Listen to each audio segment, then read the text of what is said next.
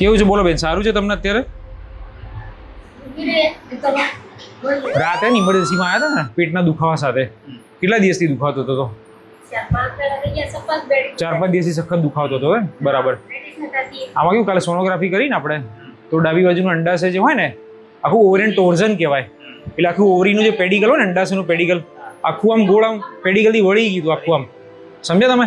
એટલે જે અંડાશયને લોહીનો સપ્લાય મળવો જોઈએ એ અટકી ગયો હતો. સમજ્યા તમે?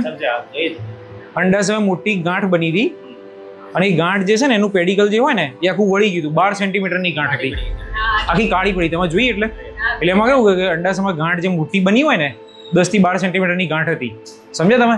એટલે કેવું એનું પેડિકલ જે હોય ને એ લૂઝ હોય એટલે આખું પેડિકલ જે હોય ને આખું પેલી આંટી ના વળી જાય એવું વળી ગયું હતું. એટલે આખી ગાંઠ આંટીના કારણે આખું જે અંડાશય જે હોય ને એ આખું ગાંઠ અને અંડાશય આખું કાળું પડી ગયું હતું. સમજ્યા? હા, ઓપરેશન કરી દીધું. એ સરસ છે અત્યારે. બરાબર, કોઈ તકલીફ જેવું નહીં અત્યારે.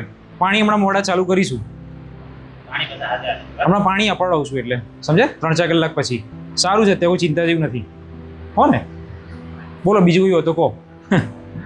દુખાવો બહુ સહન કરો નહીં તમે? આપણે સારું કાલે સોનોગ્રાફી કરી તો આપણને ખબર પડી કે એટલે ઓવરિયન ટોર્ઝન હોય. હવે ઓવરિયન ટોર્ઝન છે એમાં તો ભયંકર દુખાવો થાય. સમજ્યા તમે? હા, આખી આંટી વળાઈ ગયું, આખી પેલી આખી પેલી વળી જાય એના કારણે દુખાવો કેવો જોરદાર થાય. એટલે બેને દુખાવો બહુ જ સહન કર્યો એટલે.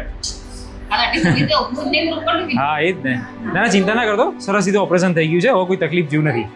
બરાબર. અને પાણીનો હમણાં 3-4 કલાકમાં કહું ચાલુ કરવાનું. બરાબર, હમણાં ઓપરેશન હમણાં જ કર્યું ને એટલા માટે. હા, બરાબર, ચિંતા ના કરતા. બાકી સારું છે, ટેન્શન લેતા પાછો ને બેન. બરાબર.